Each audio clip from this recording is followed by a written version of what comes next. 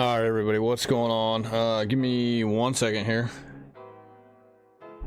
Give me a second to get situated. We got some stuff to talk about, obviously. If you guys have been paying attention today, not too long ago, like a little more than an hour ago, Travis Kelce went down in practice, hyperextended his knee. So we're gonna get to that in a moment. I just got a couple of things I get situated right here, and we'll go over the news for this week, a little bit of last week as well. I got a draft tonight. I got a draft tomorrow night. Tonight is the 10-man redraft league.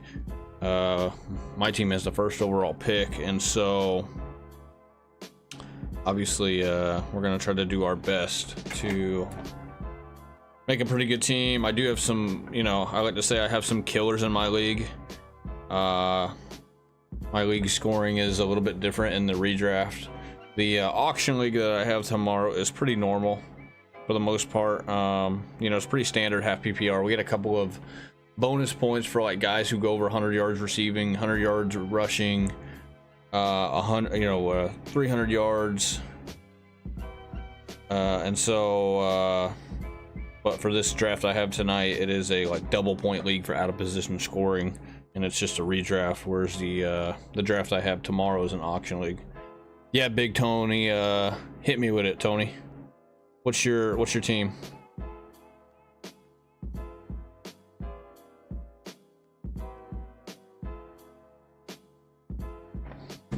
What's your team, Tony?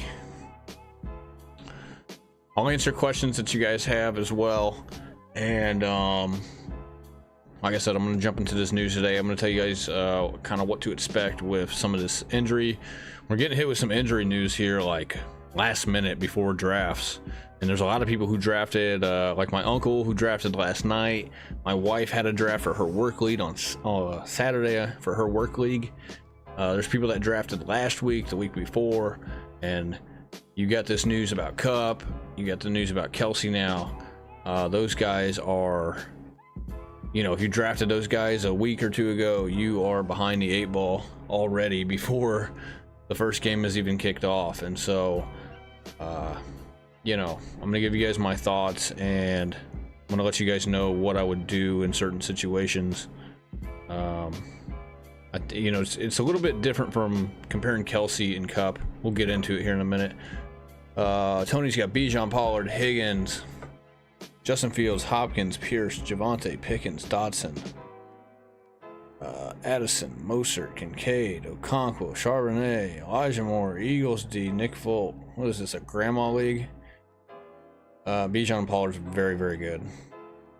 You got Javonte as a third stringer. You got, Pierce is your third stringer. Javonte 4.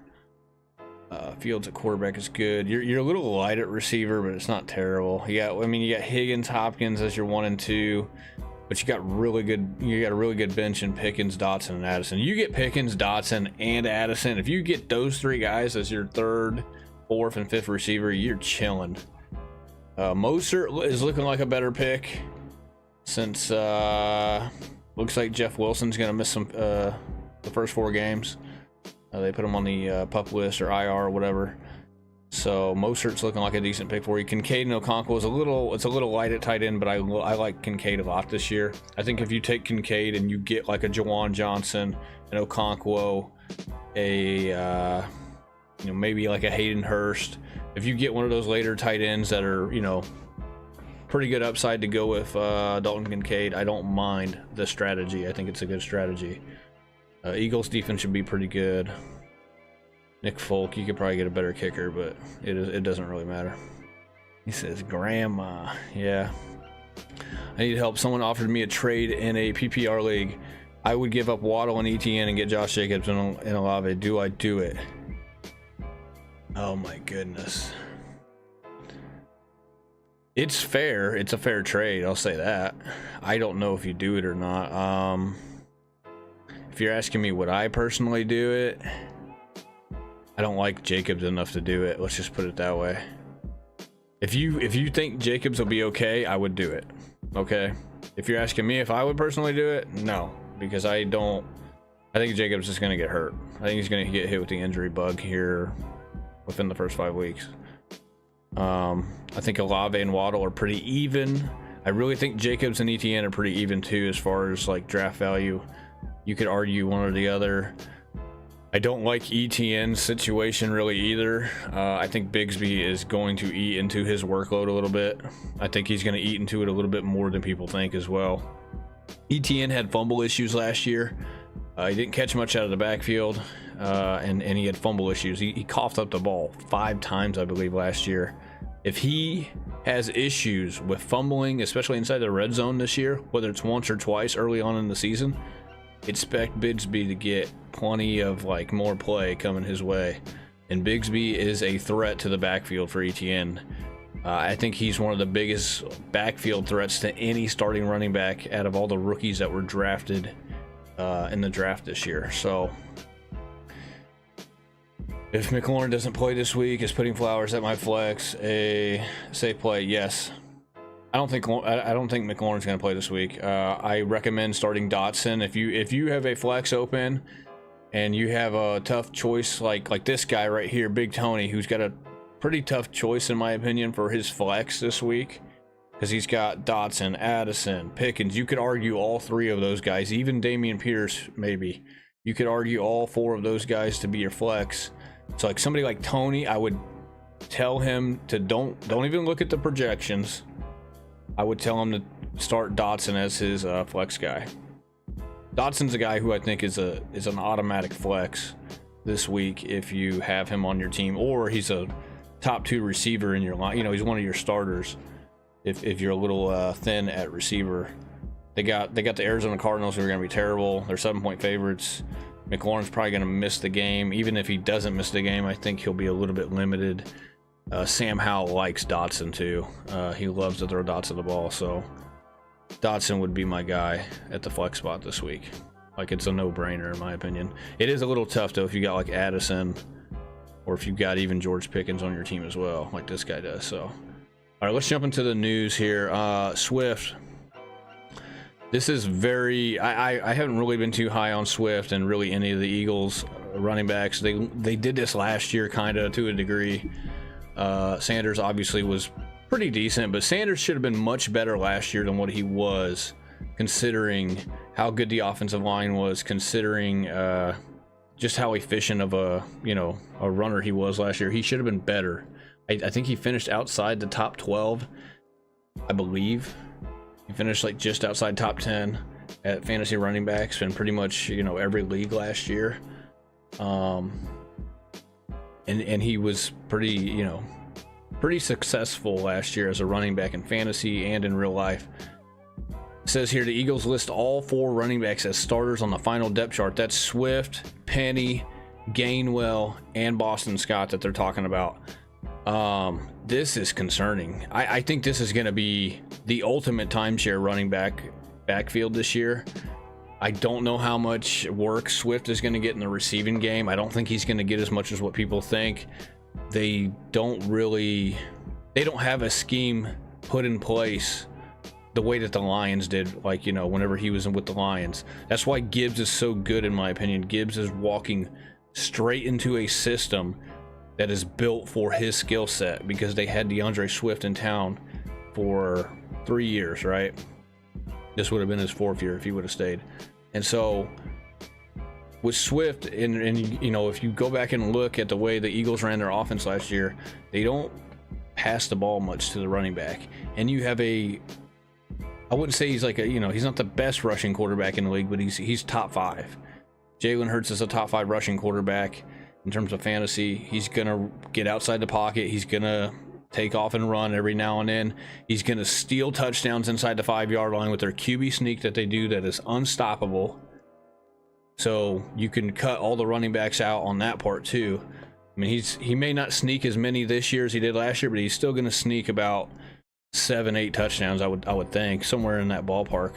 And so I'm staying away from the Eagles running backs this year. I'm not doing it. Give me Dameon Pierce in round 6 over all of these guys. Swift kind of goes around 6, 7, kind of around 8 now, really. He's kind of been falling. Penny's like a round 10 guy. I don't want either of those guys, and I really don't see too many people drafting Boston Scott. Gainwell kind of goes, you know, late. If you're in a 14 round or 15 round draft, you probably won't even see Boston Scott get drafted. Says what the Eagles are planning doing at running back position has been a big question mark all offseason, and it looks like we aren't going to get much clarity before the season begins. So, you know, and this is no shock, right? We knew this. It's been like this all off season. Training camp started, the preseason started. It's still been like this. They had Kennedy Brooks and Trey Sermon pretty much playing every single preseason game. They didn't play any of these guys hardly. I think Swift, you know, you've seen a little bit of Swift and Penny in the Ravens game that they played, but you didn't. I mean, these guys didn't hardly play at all. They were basically trying to figure out if they were going to cut Trey Sermon or Kennedy Brooks in the preseason. So we didn't even really get to really kind of see who's getting more timeshare. And I don't think it really matters. I think they're all going to get a piece of the pie. Let's just put it that way. And that's not something we like to see as fantasy owners. So no thanks to the no thanks, but no thanks to the Eagles running backs. All right, Joe Burrow. Joe Burrow expected to play week 1 per Ian Rappaport. Quote, all signs point to Joe Burrow calf suiting up for week 1 versus Cleveland Browns. I kind of expected this. You know, I remember, you know, obviously I haven't been live too much because of work and stuff, but I went over this back when we were doing drafts, you know, 3-4 weeks ago, whenever this kind of had happened. And I wasn't as worried as a lot of people. I was wanting to take this guy every single time if he fell to me in round number 5, right? He goes in about round 4 just about every draft. You know, you might see him go in round 3 every now and then. This guy, though, I think he's going to play. I think he's going to be fine. And the good news is that he's not a receiver. He's not a running back. He's not running as much as, like, you know, those guys. He's sitting in the pocket hopefully as much as possible. Hopefully the offensive line helps him. And I think sitting out the last 4 weeks, you know, it's a blessing that he got the injury whenever he got it versus maybe like a couple of weeks ago. We might be having a different conversation, and really we could be having a different conversation about whether or not to draft him in a certain spot. But I think he's fine. I would still take him in round 4 or round 5. I would even consider round 3 if you really, really wanted him, and, you know, maybe you weren't going to get him in round 4 in like your home league. But round 4, round 5 is where I would expect to see him. And I would still draft him if, like, Herbert goes and, you know, I need a quarterback or whatever, and he's still there. So not much, you know, not much to really talk about here, but yeah, expected to play, not really surprised. And I think we're gonna, you know, the worry that some of the people have about this guy, you know, some owners out there that have about this guy, I think it's gonna vanish by week 2. So, like, they won't even, like, remember he had a calf injury. Remember, Burrow's missed a lot of, like, training camp over his entire career, and he's played all last year, the year before, you know. So, all right, JSN practiced yesterday. Seen practicing Monday at Seahawks, prepared to take on the Rams week 1. You know, the wrist or whatever. So this is good news. I'm still a little bit low on him because I don't think he's going to play much 2 receiver sets. I do think the Seahawks are going to run the ball quite a bit.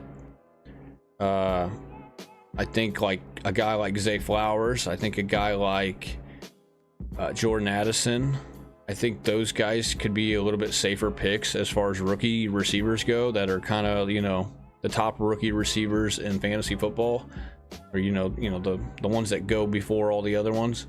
I would take my shot with Addison and Zay Flowers, I think, over JSN at this point.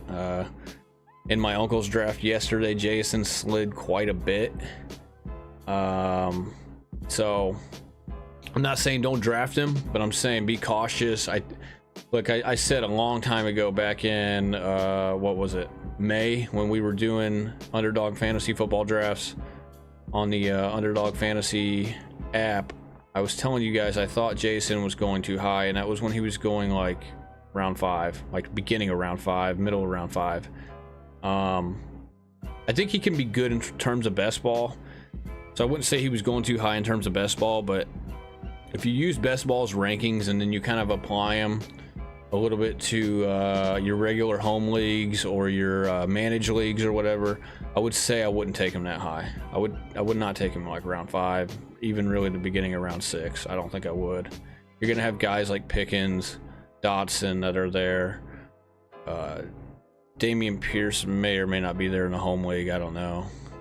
Just depends, I guess, on what format your scoring is. So, but he, like, you know, he said he practiced yesterday. He probably, if they had practice today, I'm sure he was probably there. Maybe we'll see something about it later tonight. Yeah, Jackson, Smith, and Jigba. Yeah, JSN. Yeah, I know. I'm tracking. I'm tracking Danny. Thanks. Why is everybody calling me? So yeah, I would still draft him, but like I said, I would probably take Jordan Addison. I would take Zay Flowers probably before him if I had to. I'm not saying Jason, bro. Jackson. Yeah, I'm tracking his name, dude. Thanks. I'm tracking his name.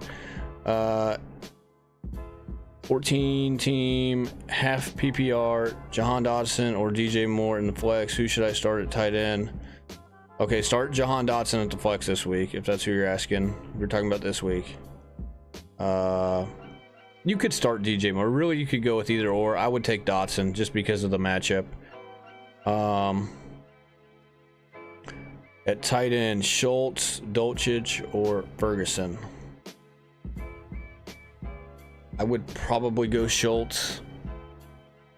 I need to look at the schedule. I know the Cowboys are on the road in New York. I know Dolchich is playing the Raiders, but I don't even know if Dolchich is the starter. Have we gotten any information on that?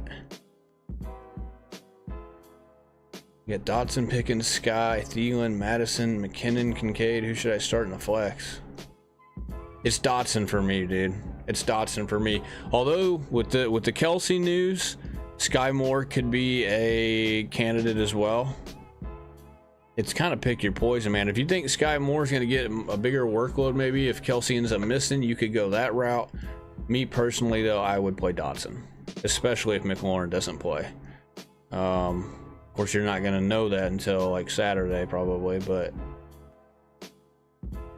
let's look at the depth chart here.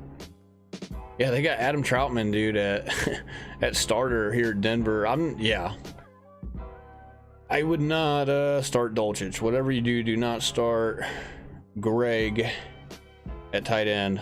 Ferguson and Schultz, though, are, I think they're okay options. I would probably go Schultz just because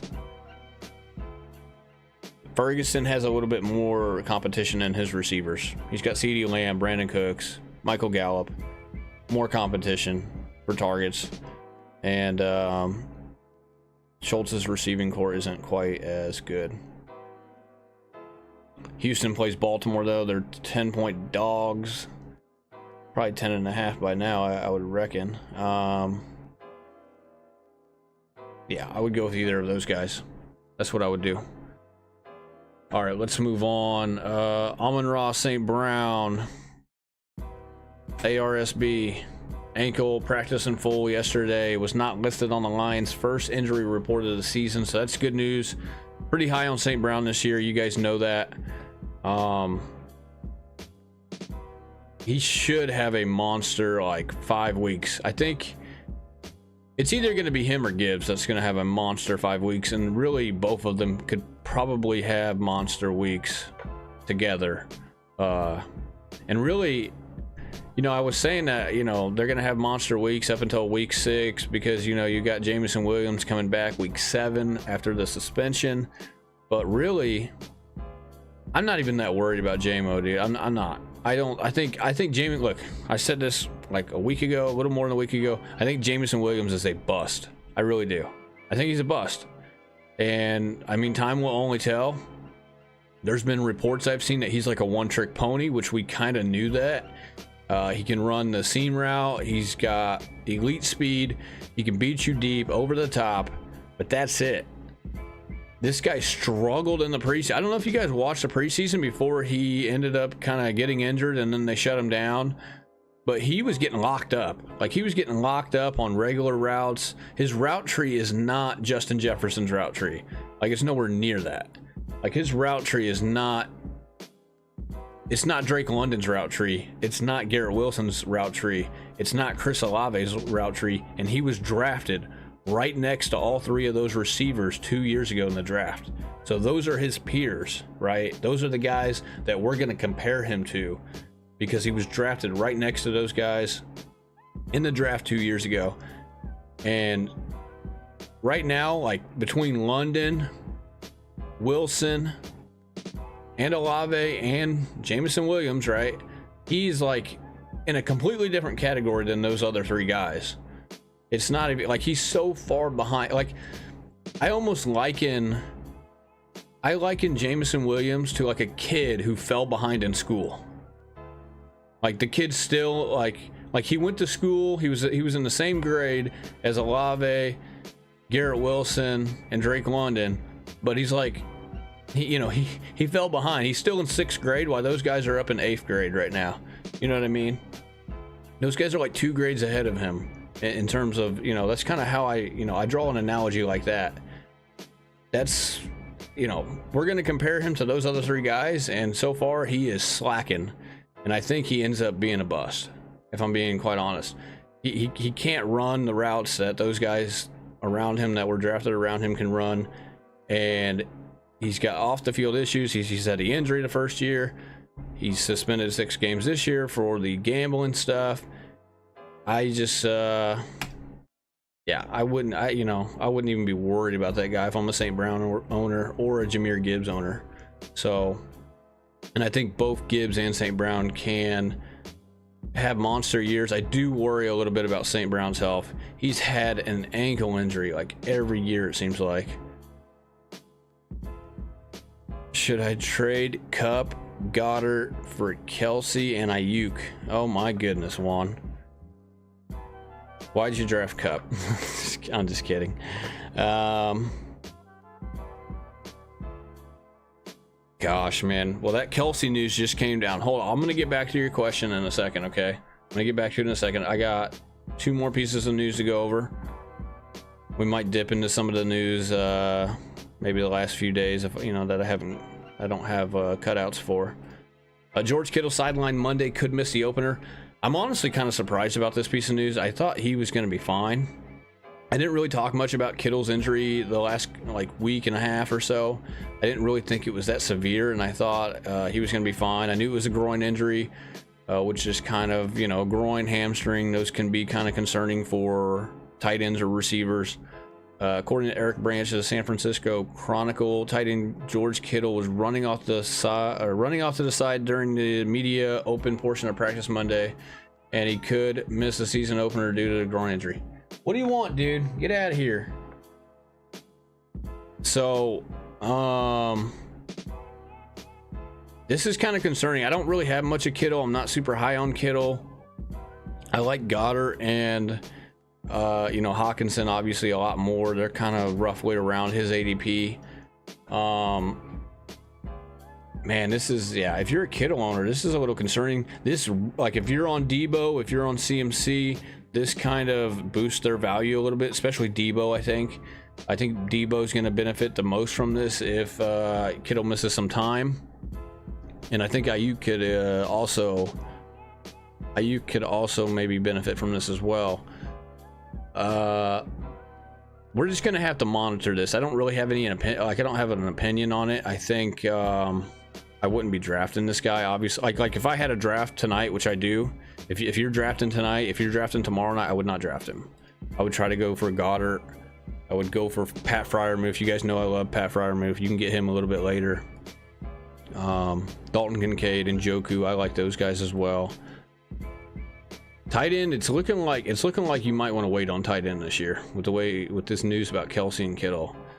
And so let's get into the Kelce news real quick, and I'm gonna come back to your question, Juan. Cut might be out longer, trying to cash in on. Yeah, I agree with you. You kind of beat me to the point, Juan. I'm gonna get to that back. You know, I'm gonna get back to that here in a second. I kind of agree with what you're saying. I was already thinking that. All right, so Travis Kelce. This was literally like an hour and a half ago, a little more than an hour and a half ago. Suffered hyperextended knee in practice today. Status for Thursday night's game is uncertain. We don't know any more details about this, I don't think. I haven't really seen any more details. You know, this literally dropped about an hour and a half ago. Head coach Andy Reid told reporters that Kelce suffered a hyperextended knee, blah, blah, blah. Is now uncertain for the game. The exact severity of the injury is unknown at this point, and the team will continue to evaluate the leading up to the game.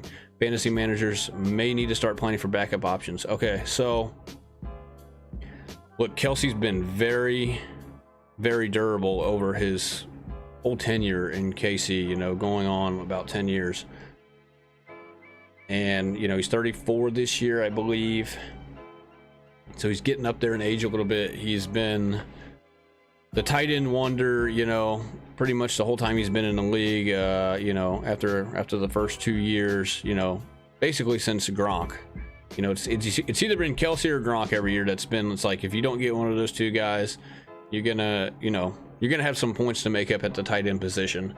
And they've been consistent. Both of those guys were consistent for many, many years. Kelce still could be consistent this year.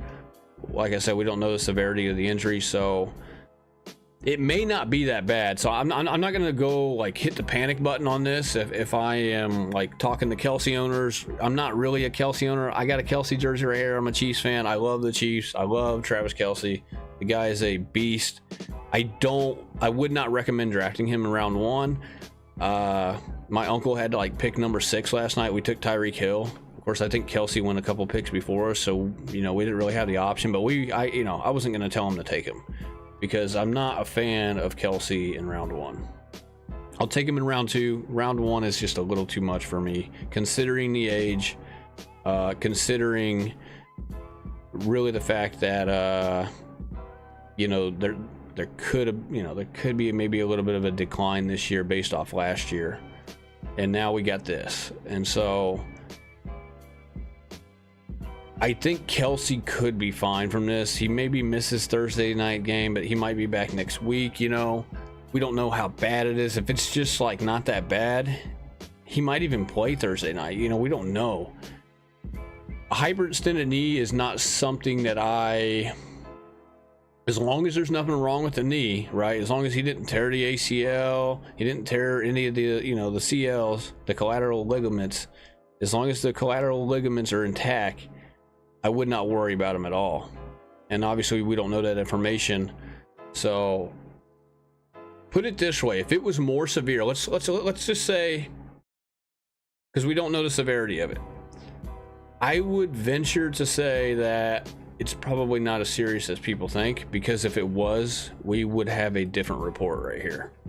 Like we would have a way more concerning report with different lingo involved that would probably lead us to come to the realization that that's maybe a little worse than what, you know, we think.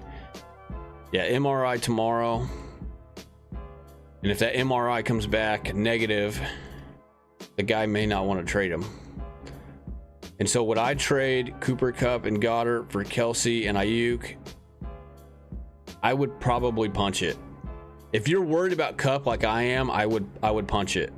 And I'm, you know, I'll get back into Kupp here in a second, but like Kupp, I am pretty worried about. I would not recommend taking him in rounds like 2 or 3. I don't even know if I would recommend taking him in round 4, especially like if you're in a 10-man league, I wouldn't take him in round 4. 12-man, maybe. It's close. Like I think the 4 or 5 turn is probably roughly where I would put Kupp right now. He went to go see a specialist today and yesterday, I believe, right? He's been seeing a specialist up in Minnesota. I don't think Kupp's situation is very good.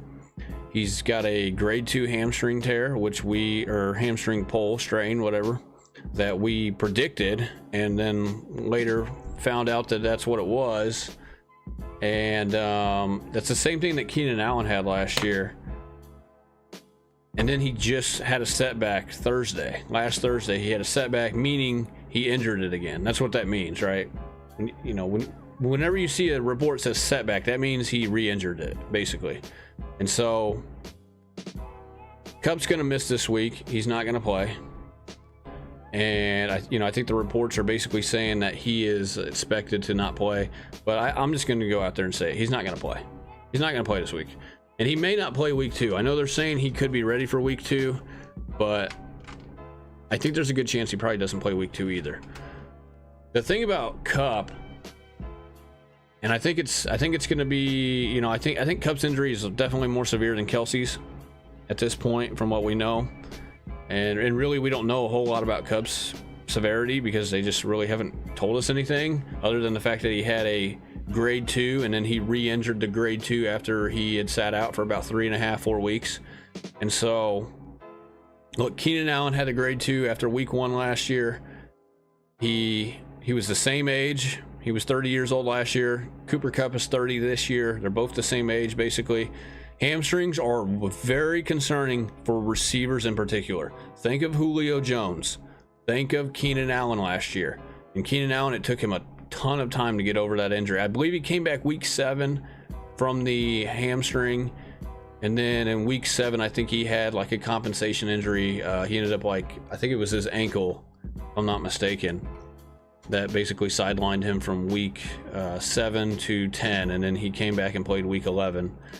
Basically, if you had Keenan Allen last year, and you probably drafted him in round 3 last year, maybe the beginning of round 4, you probably didn't win your league. Let's just put it that way. And you got a top 5 guy here in Cooper Kupp, basically a top 5 guy. He's pretty much going top 5 in just about every underdog draft we did up until, you know, a few weeks ago. And you think about Jonathan Taylor. Jonathan Taylor was going at the beginning of round 2 back in like May, and now he goes on like round 8. And it's like I tell people who drafted him, what are you gonna do? All right, if Cooper Kupp, which, you know, he's probably gonna miss this week, right? What are you gonna do if come week 2 he finds out it's a little more severe? He doesn't know, you know what I mean? It's obviously gonna be more severe because it was already injured and then he re-injured it again. Okay, but what are you gonna do if they put him on the IR or the, you know, the 4-week pup list or whatever it's called now? The 4-week IR, where he has to mandatory sit out 4 games. So that means he's going to miss week 1, and then if they put him on the IR, mandatory 4-week sit out, that's 5 games that you're missing from him right off the bat. Right off the bat. So if you have him on your team right now, trade him. Try to trade him for something. You know, try to, you know, hopefully you got like a grandma in your league who doesn't know what's going on, and maybe you can snatch like a 3rd or a 4th round value receiver. I don't think you're going to get somebody from the 2nd round for him, at least you shouldn't. If you do, take it and run for the hills. But and like I said, I wouldn't, you know, I liked Kupp a little bit. I didn't draft a whole lot of him. I think I got more Tyreek Hill, and I obviously have more of Garrett Wilson. I have more St. Brown. I have more of, you know, obviously I have as much of Chase and Jefferson that I could get. You can't really get those guys unless you're 1 or 2 pick, but, and I obviously have more Bijan. You know, like whenever I would get the 5, 6, 7 pick, I would take Kupp every now and then, but I would take Bijan. I would take Garrett Wilson. I would take Tyreek Hill more often than Cooper Kupp, because we already knew Cooper Kupp was on a bad team. Okay, he's on a bad team. They're gonna win 5 games, maybe, you know, maybe this year. I think their win total is 6.5, over under 6.5 this year. It's not good. You know, the Rams, the Cardinals, who are in the same division, they are going to be the laughing stock of the NFL this year. Both teams are going to be terrible. They have young defenses that are going to get torched all year, and the offense is just not going to be able to keep up. So Juan says, I feel like I need a better wide receiver. That's why I want Ayuk. I like Ayuk to a degree. I don't think he's a bad pick. And I think People are going to think this is crazy. You said 10-man full PPR, Mahomes, DK, Mike Williams, CMC, J.K. Dobbins, Goddard. Flex are Dalvin Cook. Bench is Sutton, Cup, A-Rod, Aaron Rodgers, Mike Thomas, Tony, and T. I don't know who T is. Okay. That's a rough squad, Juan. I'm not gonna lie, dude. I don't like your team a whole lot. I'm gonna be honest, bro. I do not like your team a whole lot.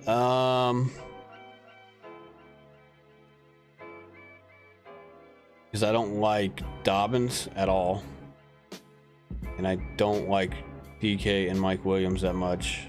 I like DK, but I want him as my second receiver. Let's just put it that way. And Mike Williams, he's okay, but I wouldn't want him. I wouldn't like. To me, you got two number two receivers on your team. Like, you don't have a top 12 receiver on your team, in my opinion, other than Cup, but he's hurt now. I wouldn't say Cup's the top 12 receiver anymore at this point. I don't think he will finish top 12 this year. I think this injury is going to linger for at least the first half of the season. And you got to think about Cup, man. Like I said, he could potentially go on the 4-week IR and miss a mandatory four games in a row. And if that happens, man, you're going to regret not making this trade, obviously. On top of that, he plays for a team that's going to get smoked pretty much every week, just like the Cardinals. So, you know, not every week, but they're not going to win more than like 6 or 7 games. They're not going to compete for a playoff spot this year. There's a chance that maybe, since they're not as competitive, that they shut him down. That they shut him down like they did last year if this injury lingers into like week 9, week 10. And so I worry about that if I'm a Cooper Kupp owner. So can Tony be a wide receiver 1 if he stays healthy? I would say no. I would say even if Tony stayed healthy, he can't be a wide receiver 1. I don't think so. But with the injuries, definitely not. And Tony's also an injury. He's like a walking hospital. We'll see if Tony's ready for week 1. I haven't really seen too much news on Tony. I don't know what his status is, really. I know they haven't really said much. I think they're saying they're expecting him to play in a couple of nights, but I don't know for sure. I wouldn't say he's a wide receiver 1. No, I don't think he can be a wide receiver 1. Whenever I say wide receiver 1, I'm talking about a guy who finishes top 12. Like in a 12-man league, if you have a wide receiver that finishes top 12, that's a wide receiver 1. That means they could be a wide receiver number 1 on any fantasy team, right? If they finish somewhere between 13 and 24, that's a wide receiver 2. So, man, that's a rough team, Juan. I'm not gonna lie, dude. I'm not a fan. Thinking of starting him if Kelce is out Thursday. Well, yeah, you have to if he plays, I feel like. I mean, you don't have to have Dalvin Cook at the flex spot. Got Ross on waiver claims right now. I mean, I like Sky more than just about anybody else in that offense as far as the receiver goes, outside of Kelce, obviously. Raphael says, PPR, would you trade Debo, Ridley, and Pickens for Diggs and London or Hollywood? No, don't do that. Don't do that, Raphael. You got Debo, Ridley, and Pickens. I'm not taking Diggs, and I'm not taking the other guy. So no, do not do that. You are gonna get slammed down the road if you make that trade. All right, so Juan, back to your trade. Trade Kupp and Goddard for Kelce and Ayuk.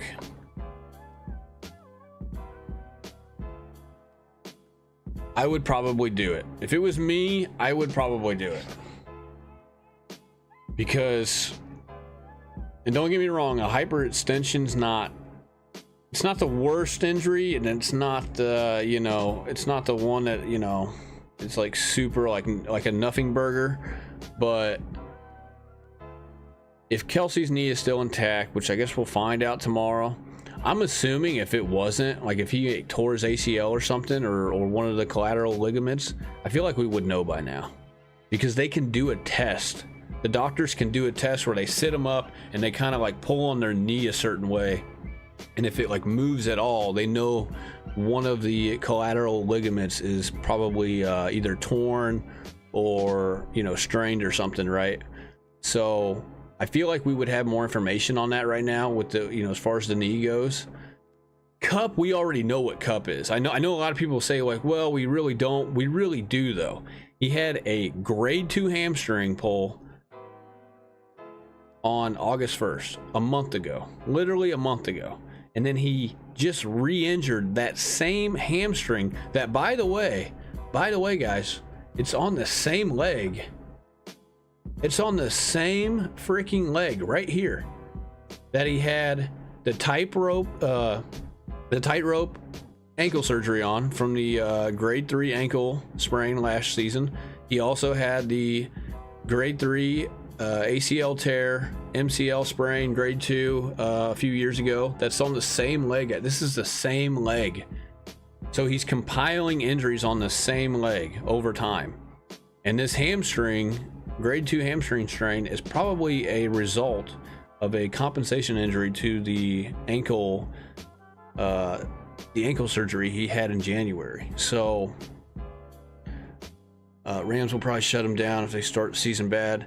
Yeah, that's my worry. My worry is if they put him on the IR, and then by the time he comes back from the IR, maybe he plays a couple games and he does decent, but maybe they end up shutting him down because they're not going to be competitive this year. I'm telling you guys right now, the Rams have like zero chance at winning a playoff berth. They're not going to go to the playoffs, just like the Cardinals. They're not going to the playoffs either.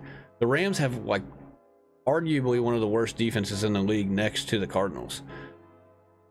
The only thing that they have going for them is that they play the Cardinals twice a year, and maybe those could be 2 games that they could be competitive and win, if I'm being honest. And so, look, they shut him down last year. He ended up having the surgery. He missed the last 8 games. I know he was phenomenal the first 9 weeks of the season. You know, he was averaging more fantasy points per game than any receiver in the league. And then they shut him down.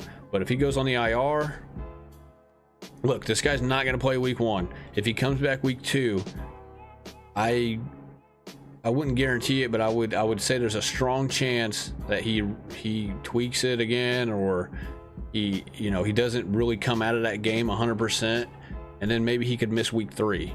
And at that point, they might just put him on the IR, sit him for 4 weeks, try to get him healthy. But at that point, you're missing 5 games from the guy. That's 5 games you're without a top 5 pick that you probably either spent a first or a second round pick on. He's not going to be able to pay off his draft value. And this is why I recommend you probably getting rid of him. And it's going to be tough, man, because there's going to be people in your league, if they know what's going on, they're not going to give you like a Garrett Wilson for him. They're not going to give you a St. Brown for him. They're not going to give you a Ridley for him. You're going to have to settle for like a 5th rounder, like a guy like DJ Moore, a guy like Brandon Ayuk, a guy like Tyler Lockett maybe. And I know it sucks, but that's just the way it is. You don't have the leverage to negotiate a better receiver right now. You just don't, if you own this guy. Yeah, 49ers Seahawks coming out of West. Yeah, it's not even, yeah. The dude in my league went Akers and Cup. Yeah, dude. Rest in peace. RIP. Drafted Andrews, and I'm loving the position I'm in right now. Yeah, if anybody's in Andrews, if you're an Andrews owner, you're looking pretty good right now. You're in the driver's seat. I think Andrews will be all right this year. I think he'll be pretty good. They're going to throw the ball probably a little more than what they've done in at least the last 2 years there in Baltimore. And he's still Lamar Jackson's #1 target, in my opinion. And I'm really not worried about Odell Beckham or Rashad Bateman. I do think Zay Flowers can maybe be okay. I mean, Zay Flowers is a rookie. He's not going to go for like 1,200 yards, I wouldn't think. there's possibility he's going to have to see some guys go down with injury for that to happen. But I mean, Mark Andrews by far and away the #1 threat on that receiving core that they got there in Baltimore. So, man, I need to move Cup. Yeah, you should have moved Cup on Thursday, bro. Like, I don't know when you did your draft. Put it this way. If you did your draft after Thursday, you shouldn't have drafted him. If you did your draft before Thursday, you should have moved him the day of that this news came down. Because it's not going to get easier to move him as time drags on. Like, if you, like, you know, let's say you drafted like Wednesday or Tuesday last week, right? You drafted him before the setback happened. You got blindsided by it.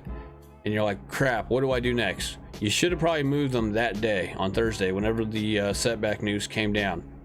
The longer you wait, it's going to be harder to move him because come Sunday, when he probably doesn't play, right? He's probably not going to play Sunday. Let's just be real. Let's just call it how it is. It's going to be harder to move him on Sunday than it is today, because today he hasn't missed a game yet. There's might be some people out there with, and you got to think the news is kind of still up in the air. He's seeing the specialist out in Minnesota, but we don't really know the results. We don't really know the final decision. So it's going to be easier to move him today than, say, Sunday if he doesn't play. If he doesn't play Sunday, you're not going to be able to move this guy unless it's a grandma who lives under a rock, okay? Calvin Ridley, a good option. Yes, I approve of Calvin Ridley. Drafted yesterday in the fourth. You drafted him yesterday in the 4th round. I don't think anyone will trade Ridley for Cup. Not if they're smart. They won't. If I had Ridley and you came to me with Cup, I would tell you no. So you drafted Cooper Kupp in the 4th round yesterday?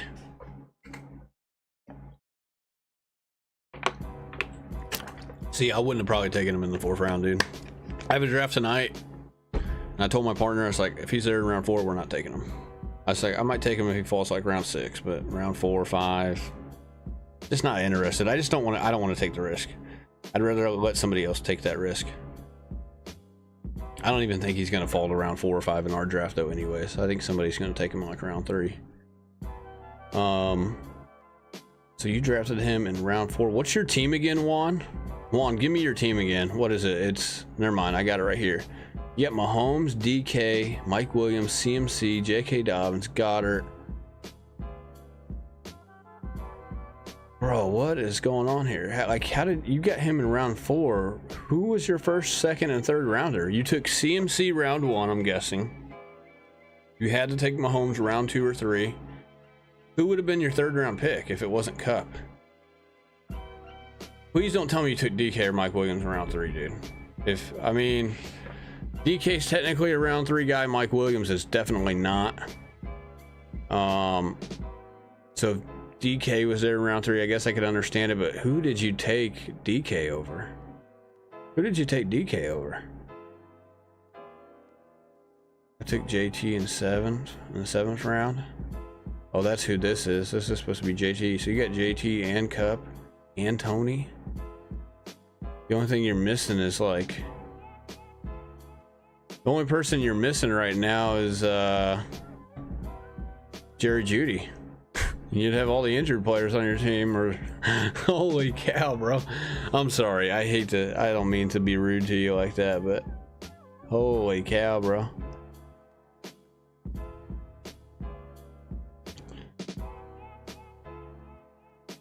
Brian Carter, 10-team PPR, 2 flex.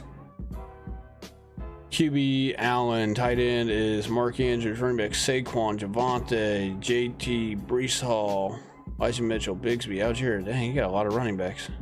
Receiver, CeeDee Lamb, Deontay, Addison, Lockett, E. Moore, Elijah Moore, Nico, Zay Jones, Dots. It's a good team, Carter. Good team. DK in round 3. What's the word on Kelce? We don't know, man. He's got a hyperextended knee. That's all we really know. I guess we'll find out tomorrow on the MRI. This is what I would do for those of you that are maybe trading Cup away, or trading for Kelce, or trading Kelce away. I'm going to go out on a limb here. And look, we don't know this. I don't know this for sure. Nobody knows this, I don't think, because there hasn't been enough reporting on it. I think Kelce's injury isn't as severe as what people think it is, because I think if it was, we would know. And I know that they're scheduling the MRI tomorrow, and we'll have more information tomorrow. I'm guessing it's going to be like a knee sprain or something. It's going to be some kind of like knee sprain, maybe a little bit of like a meniscus sprain, like a little bit like a minor meniscus tear, something like that, which is fine. It's fine if it's like meniscus or if it's like a knee sprain. If it's a lateral colligament, whether it's the ACL, the MCL, if it's a full-on tear of one of those, I feel like we would already know, because they can do tests right now. A doctor will sit like a player up on a bench, or up on a seat, on a table, and they can perform a maneuver on their leg to pull down on the leg a certain way, and it'll basically tell them whether or not the knee is fully intact still or not. And I feel like we would know that by now. And the fact that we don't know that, like if we don't know that by like 7 p.m. tonight, let's say there's no like new news on it, I would say he's probably got like a small knee tear, maybe a little bit of like a meniscus or something, but that's fine. He might sit out a couple of weeks and he could be back like week 3. Heck, he could even be back week 2. It may not even be that severe. So with Cooper Kupp, I feel like it's more severe, based off just kind of dissecting the dissecting the lingo. That's like, really there's not much lingo, but they basically just say he's got a hyperextended knee, and the exact severity of the injury is unknown at this point. So yeah, self-exams can be done to give an early indication, but micro tears can be seen without imaging, or can't be seen without. Yeah, you're right. The micro tears cannot be seen without the imaging, which we'll find out tomorrow. Like I said, they already did a self-exam probably on him, and the fact that we haven't got any information, let's just say the whole night goes on and we don't get any new. I would say Kelce's, I don't think his injury is as severe as like Kupp's is. Knee sprain, missing 2 to 4 weeks. It just depends, man. It depends on the player. It could only be like 1 or 2 weeks if it's like a knee sprain. It doesn't have to be like a knee sprain's not like, you gotta think Tony had a knee sprain like 4 weeks ago, and they're saying he might be ready to go by week 1, which is in 2 days. So yeah, 2 to 4, but if it's like an ACL, I mean, he's done for the year, so we'll see, man. I don't know. Kelce's been really, really durable over his whole career, and so this is kind of out of the blue, and it sucks, but I don't know, man. Maybe I would say this, like, I'm drafting tonight, and of course I have the #1 pick, but I'm not drafting Kelce or Kupp. Like, I'm just not doing it. So I mean, maybe if Kupp fell like round 6, I would take him, but other than that, I'm not taking him. You got offered Breece Hall for Chris Godwin. Thoughts? Smash it, Trey. Smash it, Trey. I need to hold on. I need to get this in here so I can see your guys' comments up on the screen here. I don't know what I'm doing.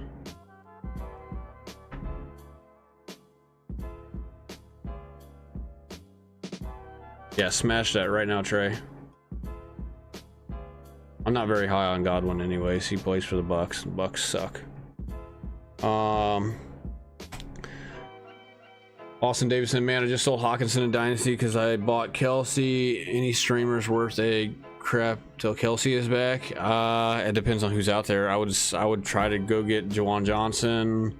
I would obviously take Kincaid in a hurry if he was sitting out there on a waiver wire for some reason, which I don't know why he would, but you never know. Depends on, I guess, like if you draft on ESPN, there's a chance that like Kincaid's out there. Juwan Johnson's a guy I would try to get my hands on. And Luke Musgrave is another guy I would try to get my hands on. I like Luke Musgrave a lot. He's worth the shot, Man, you guys are putting these comments in here pretty fast. Kelce's a dog. Could be no miss time. I agree, Austin. We don't know, man. We just don't know. We don't know. I would say, look, this is all I'm going to say, man. If it was really, really severe, I feel like we would know by now. Like, I know the MRI is tomorrow, but if it was actually severe, I feel like they would have told us. Like, I feel like they were like, oh, doctors checked him out. They fear, like, if this was a real report about him being severely injured, they would say they fear he tore his ACL. They, you know, it's feared that he has a tear, you know, a grade 3 MCL or ACL tear. There's no lingo like that in here, and so to me that means it's like a knee sprain. It's a, you know, something minor. So, but who knows? Try to stay, like, you know, keep your ears tuned up until about 9 or 10 o'clock tonight. If we don't hear anything by 9 or 10 o'clock tonight, I'm gonna go out there and say that Kelce's injury is not severe, and I wouldn't panic. Daniel Campbell, 12 team PPR pick 7. DJ A-Rod, I'm assuming that's DJ Moore. Where's that Daniel? No, that's Daniel Jones. Daniel Jones, A-Rod at quarterback. CMC Jacobs, James Cook, Brian Robinson, and then you got Olave, DJ Moore, London, Brandon Cooks, Waller. Yeah. I mean, you did have pick number 7, so that's tough, man. You got CMC to fall to you at pick 7, bro? How does that happen? I guess I can't blame you for taking him then. I don't like Jacobs, man. I'm gonna be honest with you. I don't like Jacobs this year. I don't like him. He's gonna have a down year compared to last year. It's almost inevitable in my opinion. And I also fear injury with Jacobs. Guys that have damn near 400 touches the year prior, I'm just gonna tell you right now, the record on those guys over the last few years, really over the last 20 years, it's not in his favor. So that's what I would say about Jacobs. And if you guys have been watching any of my stuff, any of my videos, if you've caught any of my prior streams, you guys know this. So guys that have 350 to 400 touches, total touches the year prior, I would stay away from them for the most part. There's only been a couple that have kind of defied the odds over the last like 15 years. Trey, depends on if you want to play a long game or not. I went Breece Hall. Like, man, yeah, I think, yeah, Breece Hall, you're gonna have to be patient until like week 5. Do not, I'm telling you guys right now, and I know there's other guys out there that do content and stuff. Do not jump to any conclusions on Breece Hall after the first like 2 weeks. If he has like 50 yards rushing and 20 yards receiving and only like 2 catches on Monday Night Football, don't freak out. They're going to limit him at least the first 3 or 4 weeks. Okay? So just know that. Like, I don't want anybody coming in here whenever I do streams on like probably Sunday night and maybe like Monday or Tuesday when we talk about waivers. I don't want to hear anybody talk about, man, you said Breece Hall is going to be good, bro. He sucks. Like, he's probably not going to do much for you. If I had, like, I'm going to try to draft him tonight probably, but I'm going to try to get 2 other running backs that I would probably start this week over him, if that makes any sense. Like a Kenneth Walker, like a Pierce, like Brian is, well, you know, exactly what Brian's saying. I would make sure that like whoever I get, whether I get Gibbs or Bijan or Barkley or Chubb, if I get Breece Hall later in like round 4 or 5, which is where I'm kind of hoping to get him, I want to try to get like a Kenneth Walker to go with him. I want to try to get a Damian Pierce or somebody like that of that stature, or even a Montgomery or something like that, you know. And I probably would not look to start Breece Hall this week, if I'm being honest, even if I owned him.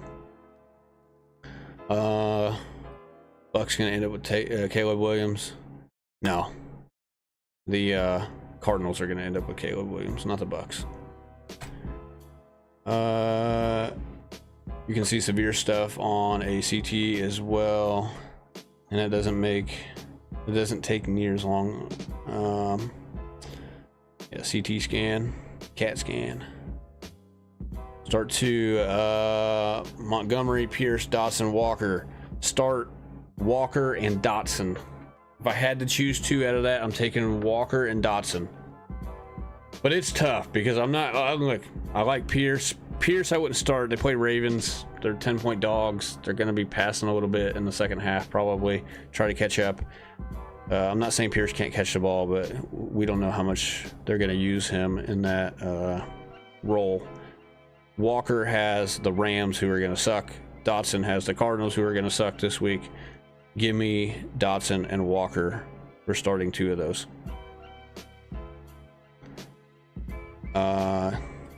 Brian's taking Walker and Pierce. I would take Dotson over Pierce this week, especially if it's full PPR. Dalvin gonna get the rock more first couple weeks? Yeah, probably one. If Dalvin starts hot, do you think the Jets will ride him? Yes. I don't know.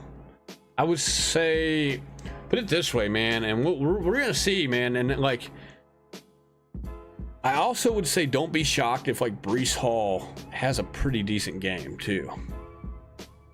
And what I say by that is like, you know, like what I mean is, don't be shocked if like maybe he gets 10 to 12 touches and he actually maybe is pretty efficient with them. I'm not saying he's gonna go for $150, 2 touchdowns, but maybe he gets you about 70 yards rushing and maybe another 30 yards receiving, and maybe he sneaks into the end zone for a touchdown, whether it's receiving or rushing. You know what I mean? It's possible. I think it's going to be a look. I think Breece is only going to get about 10 touches, 10 to 12 touches, but he's a very efficient running back, and if he's anything close to like what he was last year before the ACL tear, he only needs 10 to 12 touches. And he can be, I'm not saying he could go get you 30 points off of it, but he can go get you like 10 to 15 points potentially. So, but I do think really both of them could have decent games. I mean, they played Buffalo Monday night. Buffalo's got a pretty good defense, so maybe this isn't the week, you know. Maybe this isn't the week to kind of say that. But you never know, man. You never know. They're going to use both of the guys, like both of them, as much as possible, I think, come like week 4, week 5.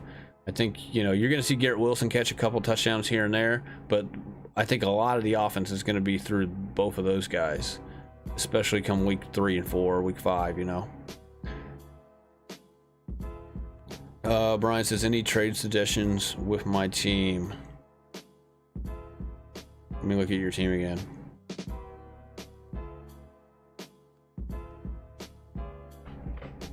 Everybody's calling me, dude. I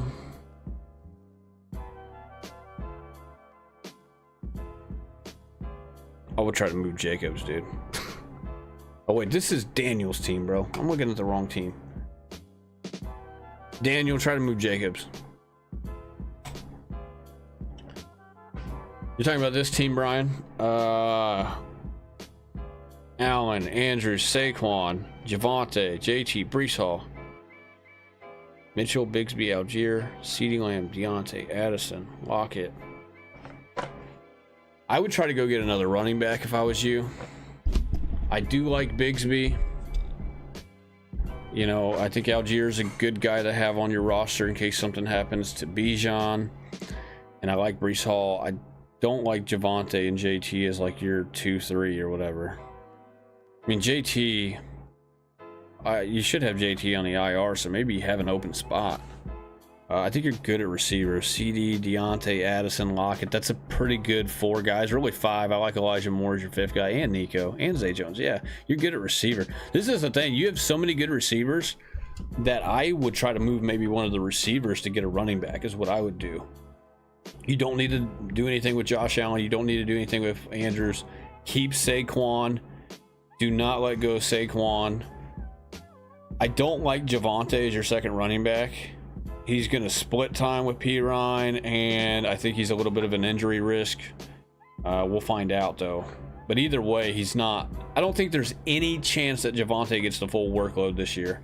The only way that there really is a chance is if P. Ryan goes down. But even if P. Ryan went down, I think they would just sign like Kareem Hunt or somebody. off of free agency. And I think Javonte's not getting more than like half of the reps. There's just no way. There's no way around it other than like a Pirine injury. JT's out for 4 weeks. Brees is realistically, Brees is your number 2 running back, and I like Brees. I wouldn't move him. Be patient with him. Wait till week 5, week 6. He's gonna break out eventually.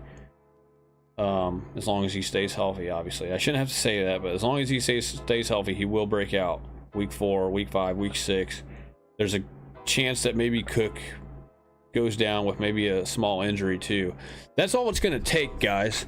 And now a lot of people don't understand that. Is all it's going to take is like a game where like Cook misses because he's got like, you know, maybe his shoulder, you know, flares up on him again or something. Let's just say he just like, you know, he misses out on 1 week, and then Brees finally gets like the full workload by himself for a game. And watch, when it happens, Brees is going to take advantage of it, and he's going to go crazy that week. He's going to go for like a $120, couple tutties, and then the rest is going to be history. We're not even going to even think about Dalvin Cook, because at that point the Jets will roll with the hot hand, and yeah, they'll still work Cook in if he comes back from an injury. You know, let's say he comes back after like 1 week of injury, they'll still work him in, but Brees is going to be the man at that point once again. And that's kind of how I foreshadow, you know, that's how I foresee all of this taking place.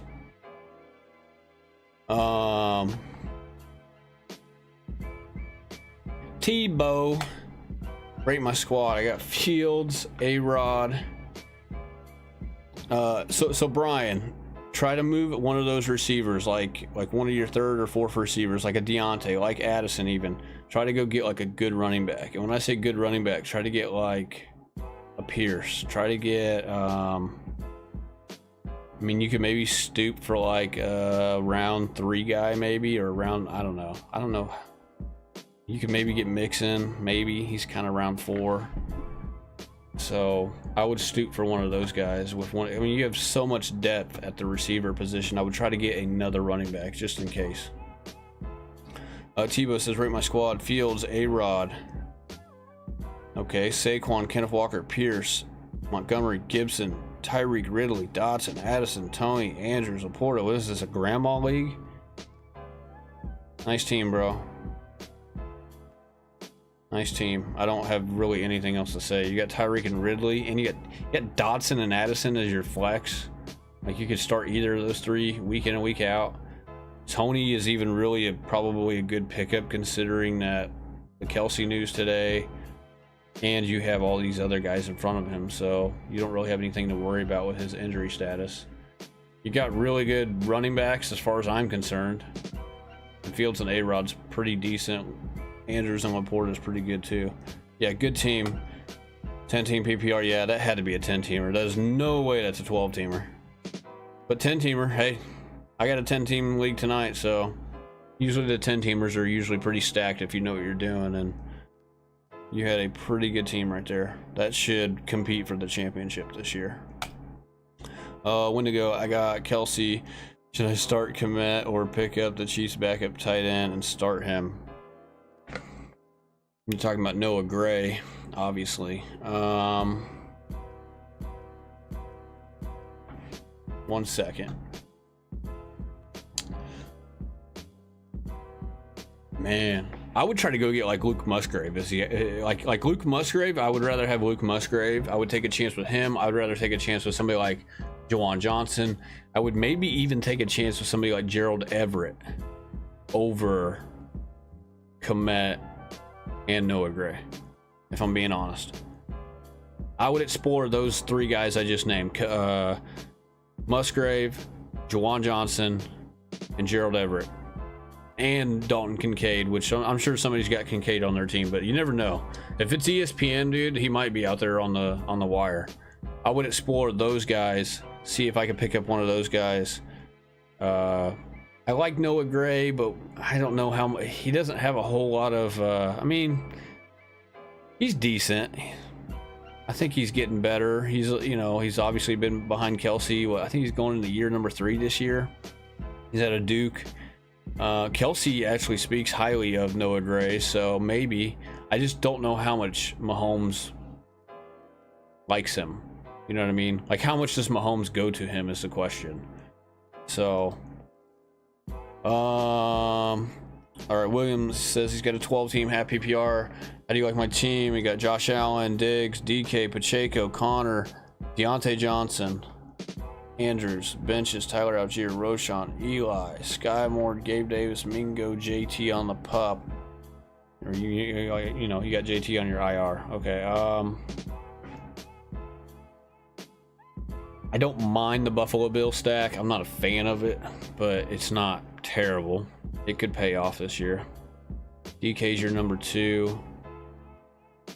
You have Pacheco and Connor at running back, bro. What happened? What happened? How do you have Pacheco and Connor at running back? Both of those guys go in like round 7, round 8. Deontay Johnson is your flex. That's not bad. Andrews is your tight end. That's pretty good. Bro, you're hurting at running back. I'm going to tell you that right now. You're hurting. We'll see, though. It might work out for you, but I would bet against it. Algier's decent, but he's behind Bijan, so he's his ceiling is kind of capped. Roschon the same way. Elijah Mitchell the same way, because these guys are backups. You know, you have good guys in place in case like some of these starting running backs go down. I like Sky Moore. Hold on to Sky Moore. Sky Moore could, dude. What I would do if I were you, because I think you need a running back bad, like really bad. I would move DK, because I think you could be okay with Diggs, Deontay Johnson, and Sky Moore as your 3 receivers. Plus you got Gabe Davis and Mingo behind them, which isn't bad. I would move DK and I would try to go get Jahmyr Gibbs right now. Go get Jahmyr Gibbs. Go get you know, I don't know if you're gonna be able to get like a Pollard or a Barkley or a Chubb for him. Probably not. I would go get Jahmyr Gibbs right now for DK if I were you. That's what I would do, bro. Other than that, it's not a terrible team, but I feel like you could shuffle some pieces and make it a little better. And I think you're hurting at running back. I don't think Pacheco's that good. If this is full PPR, Pacheco, you do not want Pacheco as your number 1 running back. Connor's decent, but Connor's reliant on touchdowns. He has to rely on touchdowns, and he plays on the worst team in the NFL who's not going to live in the red zone. So Connor's not going to be as good as people think. He can catch a few passes, and he's probably going to catch, you know, I worry about injury with him as well. He's got injury issues. Connor has a, you know, pretty solid injury history. And I think Pacheco is, you know, Pacheco's not as good as what people think. And I'm a Chiefs fan saying that, okay? I promise you he's not as good as people. I mean, he was drafted in round 7 for a reason. He's not much of a pass catcher. They kept McKinnon, who's gonna retain that pass catching role. And Pacheco is really solely relying on touchdowns as well. The good news is that Pacheco is on one of the best offenses in the league. And so maybe it pays off for him, whereas Connor is on the worst team in all of football this year. So, you know, I don't like Connor as my number 2 running back, and I don't like Pacheco as my number 1 either. So I would tell you to move DK, go get Jahmyr Gibbs, go get another running, go get Mixon, somebody like that. That's what I would do. Do you think Sky Moore should be rostered in 10-man? Yes. Next question. Laporta is on waivers. Yeah, Laporta could be a sneaky ad. We're just gonna have to see. Here's the thing, and I like Kincaid, I like Laporta, and I like Musgrave. They're all 3 of those guys are rookie tight ends. The problem is I don't think they're all going to explode. Somebody's gonna somebody, if not 2 of them, are maybe not gonna be as good as maybe what we think they are right off the bat. So And you got to think tight ends, usually it takes them their second contract to where they're actually kind of, you know, moving up a step in how much volume they get and how much they produce in fantasy. So league went so heavy RB. Yeah, I know it went. Yeah, well, yeah, your league went heavy RB and you waited too long. This is the problem, because you went Diggs. You went Diggs round 1. You went Allen in round 2. And you probably went DK in round 3, I'm guessing. You went Andrews round 3 or DK round 3, and then you took the other one in round 4. That's the price you pay, though, when you go Mark Andrews in round 3 or 4. Probably in round 3, I'm guessing. There's no way you got. And I'm guessing you had like the 9 or 10 pick in this league on top of it. So you had to have, because you got Diggs and you got DK. So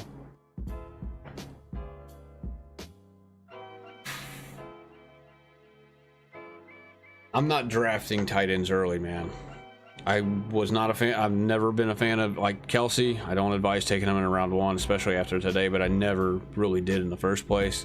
I didn't really like Andrews in round 3 because I feel like you're just better off going to get like Freiermuth or somebody like that in round 9 or 10 or 8, you know. You're better off maybe, of course you could have got Waller like in round 7 a long time ago, but now you can't. But rate my squad: 10-man, half PPR, Hurts, CMC, Gibbs, Garrett Wilson, Amari Cooper, Pitts, Rashad White, benches. CMC's back up, so that's Elijah Mitchell. Tank Bigsby, Hawks rookie running back. Seahawks, okay, Charbonnet. And you said Hawks, I was thinking Atlanta Hawks. I was like, wait, Bijan? Nah. No, so you got Charbonnet, Sutton, Hollywood Brown, Pickens. That's a good squad, man. It's a good squad. I worry about Cooper a little bit. I would try to move Cooper, if I'm being honest with you. I would try to move him and get something. I don't know what you would get, but you're good in the running back department as long as your guys stay healthy. I don't know. You don't have to move Cooper. I would try to, but you don't have to. Pickens could low-key, like actually Pickens and Dobbs, I think could low-key be your wide receiver too in this lineup at some point in the season. Cooper is getting to that age, man. We're right where Cooper Kupp is, right where Keenan Allen is, that I kind of start to worry about him, man. If this is Dynasty, I'm definitely trying to move him. But I don't know, man. I mean, I like Cooper. I like Amari Cooper for the most part, but I'm glad he's your number 2 receiver and not your number 1. I'm glad you got Garrett Wilson in front of him, but I would still try to move him. I think you could survive it as long as you go get another decent receiver, or even you don't really need a running back, but you could go get a better tight end. I kind of worry about Pitts a little bit this year too. I'm not super high on Pitts. I really won't be high on Pitts at all until he goes to like a different team or they change the offense. The offense is just so run heavy in Atlanta, dude. I don't know, man. I don't trust it. I don't trust to have him, especially where his ADP is. I have a draft later today. Should I take Kelce? No. Not unless he falls to like the beginning of round 3 or something.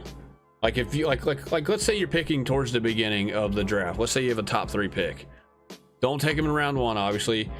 You could maybe contemplate taking him at the end of round 2, but I would try to look for him in round 3 at this point with the injury news. And there's a chance he'll be there too, I would think, unless somebody's like got their head buried under a rock or something and they have no idea that this happened today. JT round 5. Yeah, dude, that's too early, bro. That's too early for JT. JT goes in like round 8. He goes on like round 8 of like best ball drafts now. Should I drop Romeo Dobbs for Sky Moore? Ooh.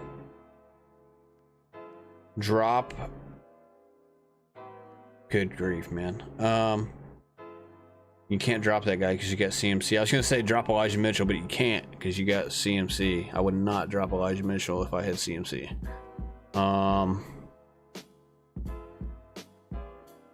You can, I think both guys could maybe.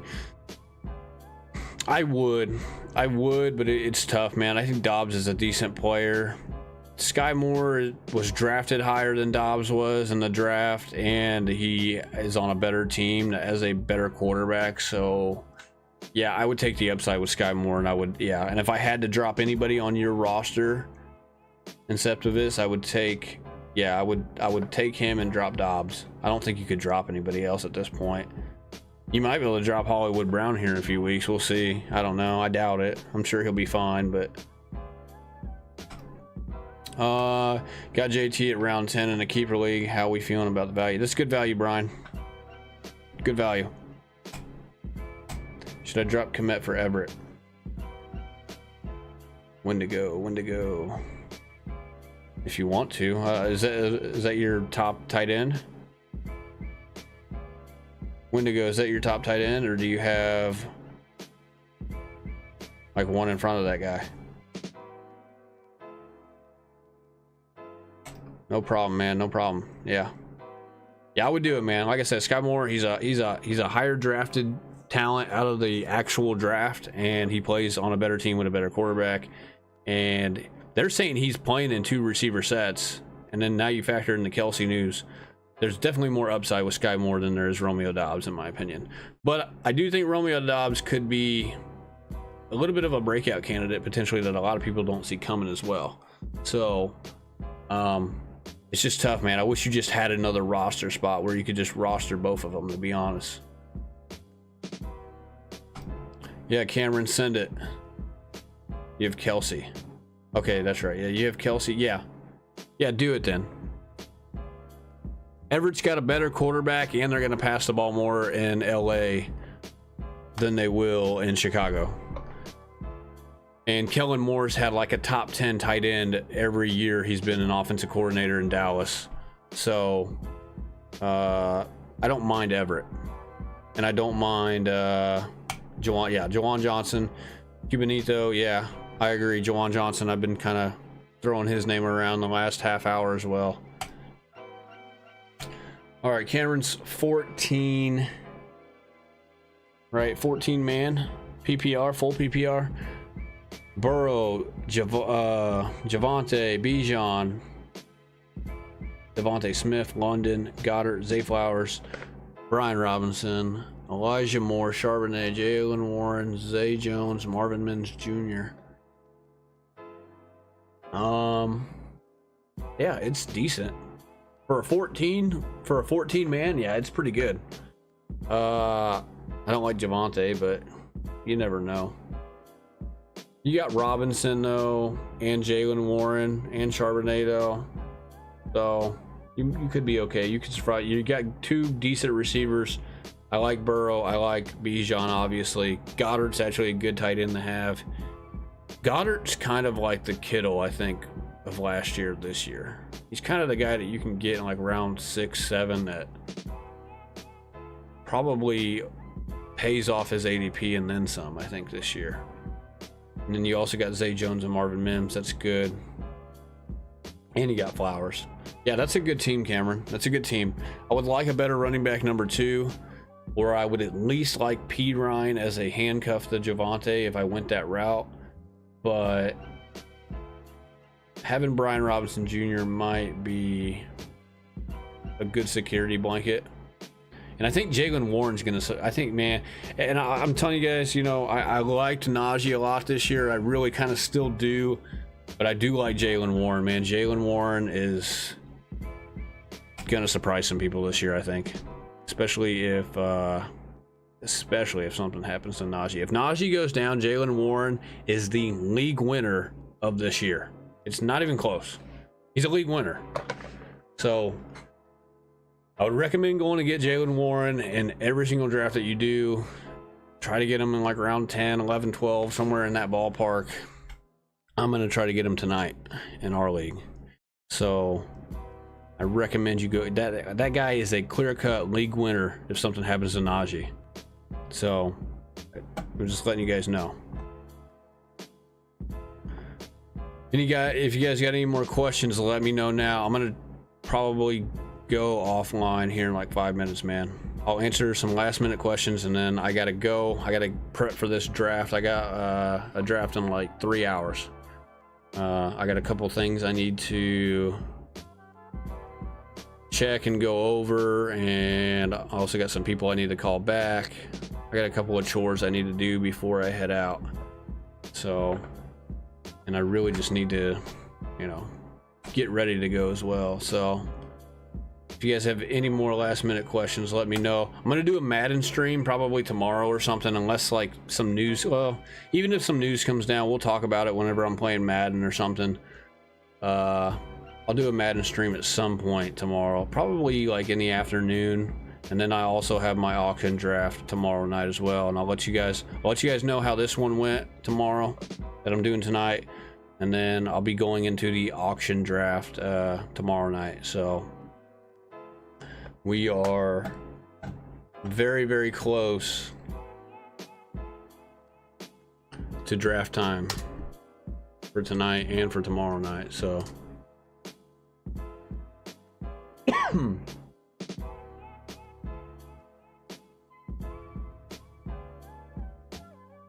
could you rank CD, Diggs, and Amon-Ra St. Brown? Yes, I can. You want to see it? You know, it's funny because I got this pulled up right now. Here you go. And obviously I need to adjust this because of the Kelce news. I have not adjusted this since yesterday. But this is my top 200 right here. And what do you know? St. Brown, Diggs, CeeDee Lamb. I got them 1, 2, 3 at the 12, 13, 14 spot in my top 200. So that's where they are.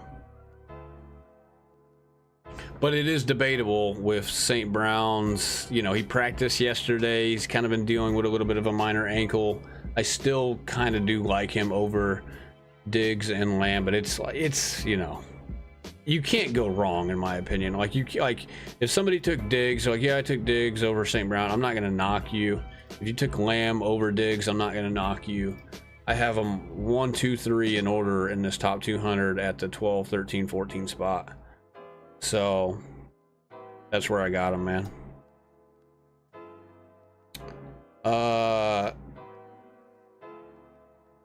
The Cannon says, is the MRI report released yet? They're saying tomorrow. Somebody in the chat said it's tomorrow, man. So like I said earlier, if it was really severe, I would say that they would have told us. They would have told us, man. If you look at this report right here on the screen here on the bulletin board, it says the severity is unknown, and I feel like if it was one of the collateral ligaments, they probably would have said that they feared he suffered this. They feared he suffered that. You know what I mean? That's what the lingo would say in the report if it was like super severe, in my opinion. You guys remember Breece Hall when he got hurt last year? You know, in that game against the Broncos, he tore his ACL. We didn't know what the severity was, but the initial report that came out was that they I shouldn't say severe. They feared that he suffered a torn ACL, right? That's what they said. And so before we even went to bed on that Sunday night, we kind of knew Breece Hall suffered an ACL tear. So with this report, I feel like we would have some kind of dialogue within the report here that says they feared that he suffered a torn MCL or a torn ACL or something like that. There's no dialogue of that, of any of that sort in this report. And so to me, that tells me that it's a minor injury. Like I said, we're going to come back to this tomorrow once the MRI is released and we find out what the severity of it is. But I would not be shocked if it's minor. And if you know what I mean, I think it's minor. I don't think it's major, like an ACL or an MCL or an LCL tear. So, what do you think about Dalton Schultz? He's on waivers, or pick up Everett. It's tough, man. I would pick up Everett, but I'm not gonna knock you if you take Schultz. And the reason why I say that is because Everett plays for a better team with a better quarterback with a better offensive coordinator that's going to score more points and throw the ball more. And that matters. That matters. Kellen Moore's produced top 10 tight ends like every year. So I think there was one year that Schultz finished as like a top 11. Like he finished right outside the top 10 under Kellen Moore. But Kellen Moore is a very tight end friendly offensive coordinator. And Everett had a pretty good year last year. You know, Herbert seemed like he liked to throw him the ball quite a bit. And so if it's me, I'm taking Everett. But it's close, man. I'm not gonna knock you if you take Schultz. Schultz is obviously a little bit higher on the rankings for the most part, and really he has less competition than Gerald Everett does as far as his receiver, his receiving core goes. So you could go Schultz, but you know, Everett's on the better offense. He's on the better team. He's got the better quarterback. So there's a chance he maybe finishes a little bit better than him this year. We'll see. You never know. So, all right, man. I appreciate all you guys tuning in. I got to get off here, man. I got to get ready for this draft I got tonight. I will let you guys know the results of it tomorrow. It's going to be probably a little different than what you guys are used to, because this draft I'm doing tonight is a double point per touchdown that's scored out of position. So if a running back receives for a touchdown, it's like 12 points instead of 6. That's how this scoring is in this draft that I'm doing tonight. So I will let you guys know how it goes tomorrow. I'll probably play some Madden in the afternoon, and then we will get ready for the auction draft that I have tomorrow night. So if you guys have any more questions, though, feel free to ask me in the comment section of this video or any of my other videos, and I will respond to you in that way. Okay? So I'm not going to go live. I'm not going to live stream the draft I'm doing tonight. I have to go there in person to the golf course, and then I'm not going to do it for the other one either. So I'll probably live stream my auction league next year, though. So this is the auction league right here. We got the countdown, baby. We got 1 day, 3 hours, so pretty much 7 o'clock tomorrow night. But tonight we have the 10-man redraft double point league, and we have the number 1 pick, so we're looking to capitalize on that. So all right, last questions here. Thanks, appreciate it. Cubanito, can you rate my team? Fields, Amon-Ra, Debo, Kelce, Gibbs, Pacheco, Watson, benches, Kamara, Herbert. I'm assuming that's Khalil Herbert. Addison, Charbonnet, Warren, Burks, Mingo, Jawan Johnson. Good team, bro. You knocked it out of the park. Hopefully Kelce isn't. I would not move Kelce. All right, Cubanito, if you're listening right now, do not move him yet. I would not move him today. I would wait for the news to come out tomorrow on the MRI, because you have a good squad here, and if he is fine, you're going to regret moving him tonight if you did. Okay? So do not move Kelce. Pump the brakes on Kelce. Like I said, I think it's minor. We'll find out tomorrow for sure. And we'll go from there. I like Gibbs.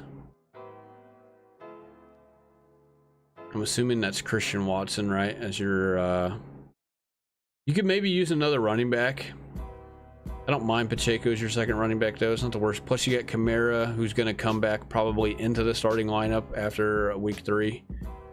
So you got Addison. You actually got Khalil Herbert too, who could potentially be your number 2 running back as well. And you got Jaylen Warren, just in case as well. Yeah, that's a good team, man. Very good team.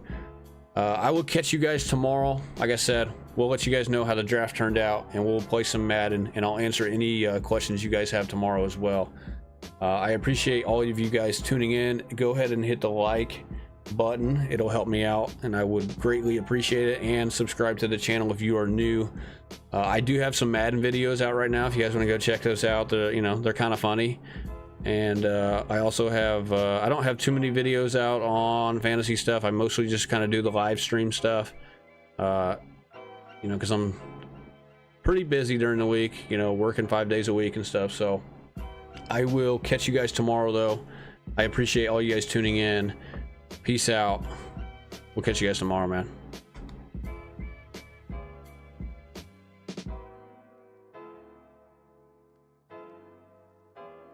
Yeah, Christian Watson, nice, dude.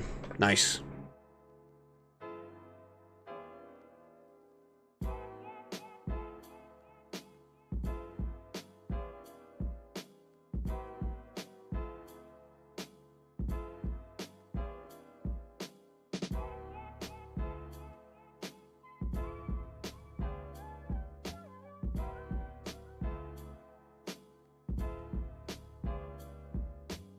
Like I said, keep Kelce. Do not do anything with Kelce until we know exactly what's going on, bro. We'll catch you guys tomorrow.